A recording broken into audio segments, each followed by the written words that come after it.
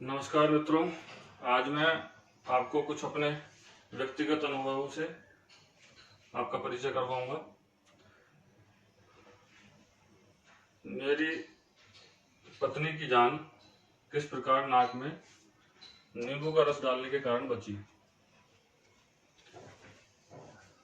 हालांकि मैं इसको किसी भी व्यक्ति को रिकमेंड नहीं करूंगा कि वो अपनी नाक में नींबू का रस अप्लाई करे, लेकिन इस घटना से जो सीख मुझे मिली है और नींबू का रस डालने की बजाय हम क्या ऐसा कर सकते हैं जिससे कि इतने अधिक लोगों की जो जानें जा रही हैं उन सबको हम सुरक्षित कर सकें, इस विषय पर भी प्रकाश डालेंगे।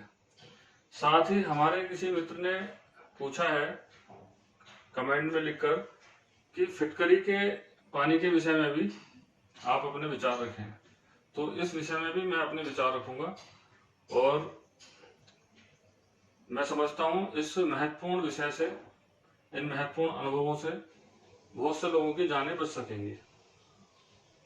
मैं जो भी अपने अनुभव आपके समक्ष रख रहा हूं वो पूरी तरह से सत्य हैं, बिना किसी लाग लपेट के मैं उन अनुभवों को आपके समक्ष रखूंगा। मैं अपना छोटा सा परिचय बता दूं।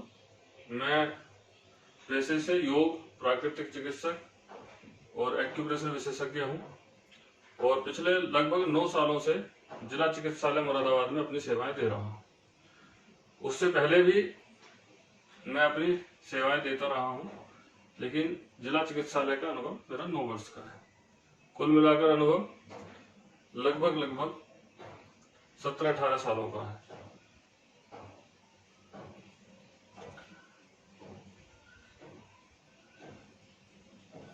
हुआ यूं कि मेरी पत्नी को जैसे ही फीवर हुआ, फीवर होने के बाद में, जैसा कि आजकल सब कुछ चल ही रहा है, व्हाट्सएप पर मैसेज फ्लोट कर रहे हैं, ivermectin, Dolo, Montair, doxycycline, vitamin B, C, ये इस प्रकार का पूरा कोर्स 5 दिन का मैंने अपनी पत्नी का शुरू करवा दिया।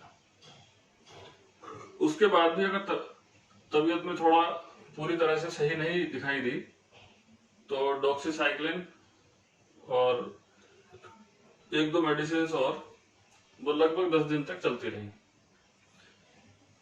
इस दौरान सबसे विशेष बात यह थी कि वो पूरे समय में मेरे ऑब्जर्वेशन में थी। और जब हम एक मरीज को देखते हैं तो शायद उतना समय उसके साथ नहीं बिताते हैं, लेकिन वो मेरी पत्नी है इसलिए अधिकतर समय मैंने उनके साथ में बिताया। तो उनकी बिल्कुल छोटी से छोटी घटना का मैं साक्षी हूं। लगभग 10 दिन बाद, 11 दिन बाद उनकी अचानक से तबीयत खराब होती है और उन्हें सांस लेने में तकलीफ होनी शुरू हो जाती है और बाई साइड में चेस्ट के आसपास पीछे तक उनको जकड़न महसूस होती है, सांस के साथ दर्द होना शुरू हो जाता है।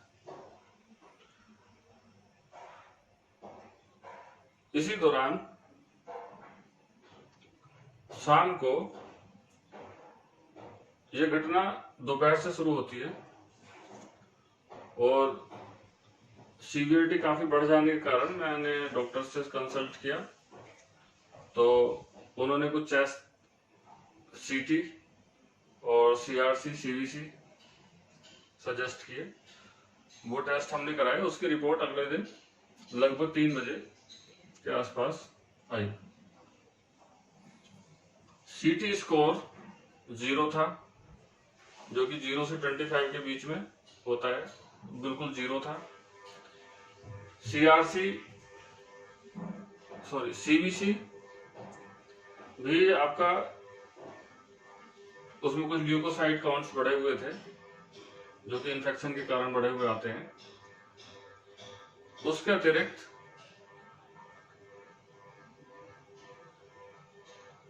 सीआरपी लेवल 2 था, जो कि सामान्य है। कुल मिलाकर कह सकते हैं ऑन पेपर बीमारी कुछ भी नहीं है, एक एलर्जिक कंडीशन है। इस सब के बावजूद शाम के समय लगभग 9 बजे वो किचन में मेरे लिए खाना लेने जाती है और बिना खाना लिए हुए ही वापस आ जाती है और आकर फ्लोर पर लेट जाती है। नोइंगली लेट जाती है, बेहोश होकर नहीं गिरती है। उसके बाद उनकी तबीयत बिगड़नी शुरू होती है। पल्स ऑक्सीमीटर में उनके फिंगर में लगाता हूँ, ऑक्सीजन रेट नॉर्मल आ रहा होता है और वो अचानक से सांस लेना बंद कर देती है। सांस लेना बंद करने पर मैंने अपनी मम्मी को आवाज लगाई कि जल्दी से नींबू का रस निकाल कर दीजिए। उन्हें मैंने बैठाया। बैठाने के बाद में उनकी कमर की पिटाई की, खूब अच्छे से उनको झंझोड़ा, जिससे कि उनकी सांस दोबारा से चलने लगे, लेकिन उससे कोई लाभ नहीं हुआ। फिर मैंने उनको लिटाकर और उनकी नाक में लगभग 4-4 बूंद नींबू की डाल दी। 4-4 बूंद नींबू की डालने के बाद में 4-5 सेकंड बाद ही वो उठकर बैठ गई। और उसके बाद में जो कफ निकलने का, कफ, म्यूकस या श्लेष्मा आप उसे कह सकते हो, या बलगम साधारण भाषा में कह सकते हो, जो निकलने का सिलसिला शुरू हुआ, तो लगभग मेरी कटोरी, हाथ के साइज की कटोरी होगी वो, एक बाउल पूरा भर गया,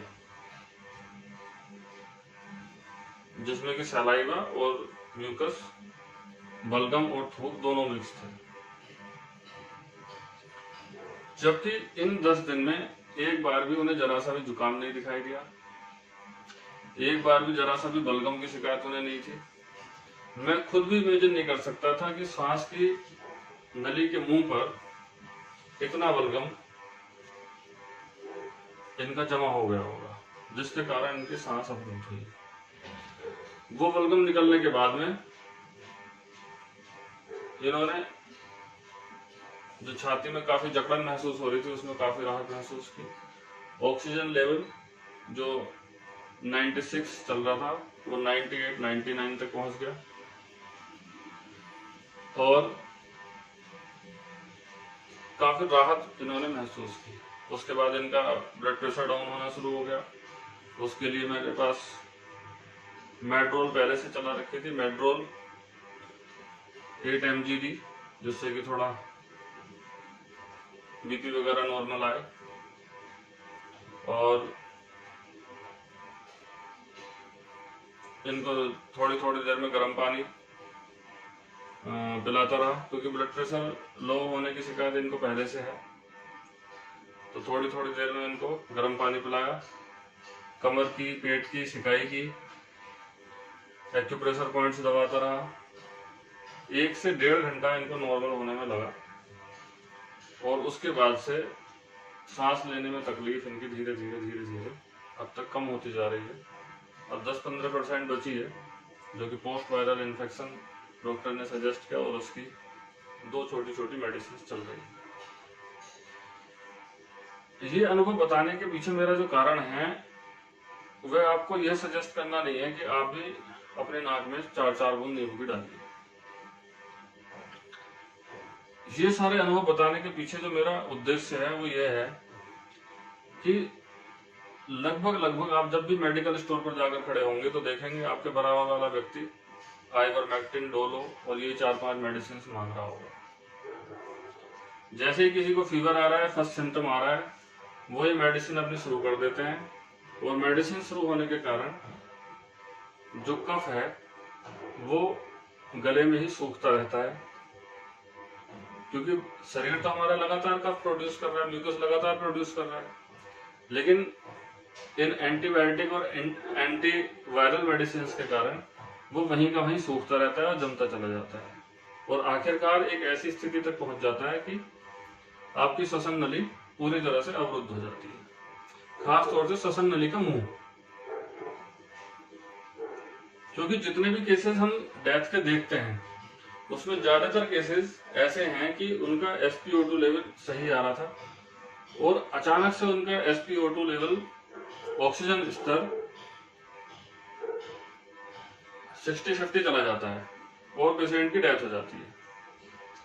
जबकि इसको दूसरे अगर एंगल से देखें कि यदि शरीर में निमोनिया है या कोई और लंग्स में इन्फेक्शन है, तो वो इन्फेक्शन धीरे धीरे आपके लंग्स के अंदर फैलेगा और जो लंग्स के अंदर एल्वुलाई हैं उनको धीरे धीरे अवरुद्ध करेगा और आपका ऑक्सीजन का स्तर धीरे धीरे करके नीचे जाएगा। सडनली ऑक्सीजन लेवल नीचे जाने का अर्थ है कि आपका जैसे बिल्कुल पूरा श्वसन मार्ग बंद कर दिया गया है, जैसा कि मेरी पत्नी के साथ में हुआ। तो इस घटना से हम सबको ये सीख मिलती है कि जो गले पर कफ जमा हो रहा है उसे हमें दूर करना है किसी भी तरह से, और उसको दूर करने के लिए नींबू के रस या नींबू की बूंदें बिल्कुल आखिरी विकल्प हो सकती हैं, लेकिन उसको भी मैं यहाँ प्रिस्क्राइब नहीं कर रहा हूँ। मैं डिस्क्लेमर के तौर पे साफ कह रहा हूँ, ये मैं प्रिस्क्राइब नहीं कर रहा हूँ कि आप भी नींबू की बूंदें अप्लाई कीजिए। वो एक ऐसी स्थिति थी कि व्यक्ति मरने को पड़ा है और जब कुछ नहीं बन रहा है तब मैंने वो चीजें अप्लाई की। लेकिन जब हमारे पास पहले से संसाधन इस तरह के मौजूद हैं योग में, तो हमें उन्हें अप्लाई करना चाहिए। तो उसके लिए आपको क्या करना है, उसके लिए आपको ये करना है कि अगर सांस में तकलीफ हो रही है तो आपको 4 गिलास पानी, 50 किलो वजन वाला व्यक्ति 3 गिलास पानी पी सकता है, 50 किलो से ज्यादा 4 गिलास पानी पीजिए गुनगुना। उसमें अगर गैस्ट्राइटिस की शिकायत हो रही है आपको तो काला नमक डाल सकते हैं, वरना सेंधा नमक या साधारण नमक डाल सकते हैं आधा चम्मच। इतना नमकीन बना लीजिए जितने नमकीन हमारे आंसू होते हैं। 1/4 उसमें नींबू अप्लाई कीजिए। अगर एसिडिटी रहती है तो नींबू अप्लाई ना करें, और हाई ब्लड प्रेशर रहता है तो नमक अप्लाई ना करें। 4 गिलास पानी पीने के बाद में आपको ये करना है कि उसको मुंह के अंदर ऊपर वाले तालू में दोनों उंगलियां लगा दीजिए झुककर आगे, तो वो पानी आपका जो बाहर निकल आएगा। पानी बाहर निकालते हुए भी इस बात का ध्यान रखें कि आपको बहुत अधिक शक्ति नहीं लगानी है, बहुत अधिक सामर्थ्य नहीं लगानी है, क्योंकि उससे भी शक्ति छीणता आ सकती है, कमजोरी आ सकती है। तो वो आप अपने शरीर को देखिए, अगर आप अपने आप को स्वस्थ महसूस कर रहे हैं, पूरा पानी बाहर निकालने की कोशिश कीजिए। कम शक्ति लग रही है, मतलब अपनी शक्ति के अनुसार करें, लेकिन करें जरूर। इतना आसक्त कोई भी नहीं है कि वो ना कर सके। तो उससे क्या होगा कि आपके गले में जितना भी कफ जमा हुआ है वो बाहर निकल जाएगा। आपकी इवन जो आपकी नाक के अंदर भी जमा हुआ है वो भी बाहर निकल जाएगा। तो आपका श्वसन मार्ग बिल्कुल खुला हुआ रहेगा। देखिए, कोरोना से जितनी भी डेथ हो रही हैं वो बुखार से नहीं हो रही है या किसी और कारण से नहीं हो रही है, वो तब हो रही है जब आपके गले पर या पर कफ जमा हो जा रहा है। मेजर रीजन, सबसे बड़ा मौतों का कारण है कि गले पर कफ जमा हो जाना, जो मेरे ऑब्जर्वेशन में आ रहा है। ये कोई साइंटिफिक रिसर्च नहीं है अभी तक, लेकिन साइंटिफिक रिसर्च का के लिए एक विषय हो सकता है। दूसरी चीज कि आपको का इन्फेक्शन लंग्स में चला गया और निमोनिया डेवलप हो गई है। वहां भी जब सीटी स्कोर आपका 15 से ऊपर चला जाता है तब डेथ के चांसेस बढ़ते हैं। 15 तक वो मॉडरेट है। तो जब जो हमारा डेथ रेट का सबसे बड़ा कारण हमें समझ में आ रहा है, हमें उस पर चोट करनी है। तो सुबह को, दोपहर में, या कई बार ऐसा होता है कि क्रिया खाली पेट करने की है, लेकिन अगर कोई भरे पेट है और इस तरह की समस्या उसी समय पे भरे पेट पे डेवलप होती है तो आप भरे पेट पर भी कर सकते हैं। क्योंकि योग में एक क्रिया और होती है, व्याघ्र क्रिया उसे कहते हैं, जिसमें खाना खाकर उसके बाद पानी पीकर और खाना सब बाहर निकाल देते हैं। तो इसमें बिल्कुल भी कुछ भी घबराने जैसी बात नहीं है कि हम खाली पेट नहीं है तब ये नहीं क्रिया कर सकते, इसे तब भी कर सकते हैं। दूसरी चीज आती है कि हम ऑक्सीजन के लिए परेशान हैं और बहुत मुश्किल हो रही है ऑक्सीजन मिलने में। वो परेशानी अगर निमोनिया वाला पेशेंट कोई है और उसे ऑक्सीजन की रिक्वायरमेंट है तब तो बात ठीक है। मुझे लगता है कि बहुत सारा कारण इस तरह का भी हो सकता है कि हमें ऑक्सीजन की जरूरत ही ना पड़े। उसके लिए क्या करना है कि जितने भी हॉस्पिटल्स हैं या जो ऐसे पेशेंट्स हैं कि वो अपने आप को बहुत ज्यादा अशक्त महसूस कर रहे हैं, बहुत ज्यादा कमजोर महसूस कर रहे हैं, लेटे हुए। अब उन पेशेंट्स के लिए हम क्या करें? अब वो कुंजल क्रिया करने में अपनी असमर्थता जता रहे हैं। उनके लिए हम ये कर सकते हैं कि बाजार में अणु तेल उपलब्ध है। अणु तेल आयुर्वेदिक नशे के लिए औषधि होती है अणु तेल। 5 साल से ऊपर के जितने बच्चे हैं, 5 साल से लेके वो किसी भी उम्र तक, इस अणु तेल को आप 4-4 बूंद, 10-12 साल तक के बच्चे हैं तो 3-3 बूंद अप्लाई कर दें। 4-4 बूंद दोनों नासा छिद्रों में इस अणु तेल को आप डालें। उसके बाद 5-7 सेकंड बाद, 10 सेकंड मैक्सिमम, उसके बाद आपको अंदर की तरफ खखार सी आनी शुरू हो जाएगी, म्यूकस आपके गले में इकट्ठा होना शुरू हो जाएगा। उसको आपको निगलना नहीं है, बस जब सीधे लेटते रहें और जब वो इकट्ठा हो फिर थूक दें, फिर सीधे लेट जाइए, इस तरह से करके, जैसे नोस्ट्रिल से आपका तेल बाहर ना निकले, थोड़ा पीछे को करके, और जब फिर इकट्ठा हो जाए फिर इस तरह से 4-5 बार आपको करना पड़ेगा और आपके पूरे पासेस गले तक ही ऑलमोस्ट खुल जाते हैं। तो ये क्रिया आप जो है, नस्य क्रिया जो है, आपको बहुत ज्यादा मदद कर सकती है। ये दोनों ही क्रियाएं, एक तो सबसे बड़ा लाभ इनका यह है कि अगर कुंजल क्रिया आप करते हैं तो गले से नीचे आपका इन्फेक्शन उतरेगा ही नहीं, गले से ही साफ होता रहेगा, नोस्ट्रिल भी आपके साफ होते रहेंगे। और कुंजल क्रिया में को आप पहले 7 दिन लगातार कर सकते हैं, उसके बाद फिर 1 दिन छोड़ के 1 दिन कर सकते हैं अगले 7 दिन तक, उसके अगले हफ्ते 2 दिन छोड़ के 1 दिन कर सकते हैं, और सप्ताह में 2 दिन तो आप हमेशा कर सकते हैं, जीवन भर कर सकते हैं। इससे कुछ भी, कोई भी साइड इफेक्ट नहीं है, आपका शरीर पूरी तरह से साफ रहेगा और भी जो बीमारियां आपके अंदर होंगी वो भी धीरे धीरे सही होनी शुरू हो जाएंगी। अब बात आती है फिटकरी के पानी की। एक ऑडियो में सुन रहा था, उसमें बड़ी आधी अधूरी सी बात मुझे लगता है कही गई है। फिटकरी के पानी से गरारा किया जा सकता है। गरारे से मतलब जो गार्गल होता है, मुंह के अंदर कुल्ला टाइप का जो होता है, मुंह के अंदर पानी भर के आप कुल्ला कर सकते हैं। लेकिन फिटकरी का पानी पीने की जो बात कही गई है वो बिल्कुल गलत है, और ऐसा हमें कभी भी नहीं करना चाहिए। उससे हमें हार्ट अटैक या स्ट्रोक, पैरालाइसिस की समस्या हो सकती है, क्योंकि फिटकरी खून के थक्के को जमाती है। फिटकरी बाहर से अप्लाई की जा सकती है लेकिन अंदर से अप्लाई नहीं की जा सकती है। उसमें भी जब आप फिटकरी के पानी से कुल्ला करते हैं तो गले के अंदर काफी सूखापन आपको महसूस होगा, उससे पानी ज्यादा पीने का मन करेगा आपका, और वो सूखापन भी थोड़े समय के लिए मेंटेन करें। अगर फिटकरी का पानी आप यूज कर रहे हैं कुल्ला करने के लिए, ये अच्छा हो सकता है। एक तरह से गले के अंदर ऑस्मोसिस की प्रोसेस हमारे होती है और ये इन्फेक्शन से हमें बचा सकता है। लेकिन ये दावा नहीं किया जा सकता कि फिटकरी कोरोना को मारती है या नींबू का रस नाक में डालने से कोरोना खत्म हो जाता है। जो पीआईबी की फैक्ट चेक यूनिट है उसमें इसी तरह से ज्यादातर लोगों ने पूछा है कि क्या नींबू के रस से कोरोना खत्म होता है। इस तरह का दावा करना ठीक नहीं है।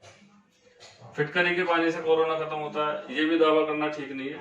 ये ठीक उसी तरह से है कि आइवरमेक्टिन से कोरोना ठीक होता है, नहीं होता है। डोलो से कोरोना ठीक होता है, नहीं होता है। मॉन्टेर से कोरोना ठीक होता है, नहीं होता है। क्या कोरोना की कोई दवा है? नहीं है। हम सभी, चाहे तो एलोपैथिक चिकित्सक हो, कोई प्राकृतिक चिकित्सक हो, कोई योग चिकित्सक हो या कोई दूसरे विधा के चिकित्सक हो, हम सबके पास ही कोरोना वायरस को मारने का कोई उपाय नहीं है। हम सभी सिम्टम्स की चिकित्सा कर रहे हैं। जो भी लक्षण हमें दिखाई दे रहे हैं हम उनकी चिकित्सा कर रहे हैं। तो जैसे सिम्टम्स को ठीक करने के लिए ivermectin, allopathic medicine, allopathic doctors काम कर रहे हैं, उसी तरह से नींबू का, फिटकरी का या दूसरे जितने भी घरेलू उपाय हैं, उनका उपयोग सिम्टम्स को ठीक करने के लिए ही हो रहा है। और सिम्टम्स को ठीक करना भी ये कोई साधारण बात नहीं है। सिम्टम्स को, अगर सिम्टम सपोज ये है कि सांस नहीं आ रही है, ठीक है, और उसमें आपको ही कुंजल क्रिया हेल्प कर रही है, तो ये भी सिम्टम को ठीक कर रहे हैं, आदमी की जान बच रही है। तो ये दोनों उपाय अगर आप करेंगे, कुंजल क्रिया और नस्य क्रिया, तो निश्चित रूप से जो हमारे आसपास, जो हम जब फेसबुक खोलते हैं, 2-4-5 जगह हमें ओम शांति लिखना पड़ता है। हमने किसी न किसी अपने को खोया है। अब तक जितने भी लोग इस वीडियो को देख रहे हैं, सबने किसी न किसी अपने को खोया, चाहे वो उसका कोई अपना प्रिय नेता हो, कोई सेलिब्रिटी हो, कोई परिवार का सदस्य हो, कोई रिश्तेदार हो, कोई मित्र हो। हम सबने किसी न किसी को खोया है, जिससे हम भावनात्मक रूप से जुड़े हुए थे। इस वीडियो को ज्यादा से ज्यादा शेयर कीजिए, जिससे कि इस महामारी में जो ये कफ जमा होने के कारण गले में और लोगों की जाने जा रही हैं, वो डेथ रेट हम कम कर सकें। और जितने भी एलोपैथिक दवाएं हैं, उनका भी आप सहयोग लीजिए। मैं किसी भी ना तो मेडिसिन का विरोध कर रहा हूं, सब चीजें आवश्यक हैं, बस मैं आपसे ये कह रहा हूं कि नस्य क्रिया और कुंजल क्रिया को अपने जीवन में आप ऐड कर लीजिए। क्योंकि भाप जो हम अब तक देख रहे हैं, स्टीम लेना, दिन में 2-3 बार, नाक में तेल डालना, तेल की कुल्ली करना, ये एक बार को हेल्पफुल हो सकता है। ये भी कहीं ना कहीं नस्य से मैच करने वाली बात है। लेकिन अगर आप केवल स्टीम से सोच रहे हैं कि आपका गले से कफ हट जाएगा, तो इसकी स्टीम नाकाफी है, और जो हम मेडिसिन ले रहे हैं वो नाकाफी है। इस कफ को हटाना बहुत अधिक आवश्यक है। क्योंकि मुझे जो लगता है, अनुमान के आधार पर मैं कह रहा हूँ, अपने ऑब्जर्वेशन के आधार पर कह रहा हूँ, कि 95% जो डेथ्स हो रही हैं, वो केवल ये गले के पास श्वसन मार्ग पर कफ जमा हो जाने के कारण हो रही हैं। इन्फेक्शन से, न्यूमोनाइटिस से केवल 5% डेथ हो रही है। क्योंकि ज्यादातर केसेज में आप देखेंगे, आप ऑब्जर्व कीजिए, आप फोन मिलाइए, जो लोग एक्सपायर हो चुके हैं उनके सिम्टम्स को मैच कीजिए। ज्यादातर केसेज में आप देखेंगे कि बंदा अभी ठीक था, वो थोड़ी देर बाद उसकी सांस रुक गई और वो एक्सपायर हो गया। उसका सडनली ऑक्सीजन लेवल डाउन हुआ, वो तभी होता है जब आपकी सांस ही बंद हो जाए। ज्यादातर केसेज में डेथ इसी प्रकार से हुई है। तो हमें अपने गले में कफ नहीं जमा होने देना है। आपको कुछ भी परेशानी है, लक्षण है, आप दवाएं खाइए, सब कुछ करिए, लेकिन कफ मत जमा होने दीजिए। आपने इस वीडियो को बहुत ध्यान से सुना, और मुझे आशा है कि ये मानवता का कार्य है। इसे पूरी तरह से जो है आप वीडियो को शेयर कीजिए, और डिस्क्रिप्शन में मैं डोनेशन का लिंक दे रहा हूँ, जिससे कि इस वीडियो को यूट्यूब, फेसबुक के माध्यम से अधिक प्रचारित किया जा सके, पेड बेसिस पर भी।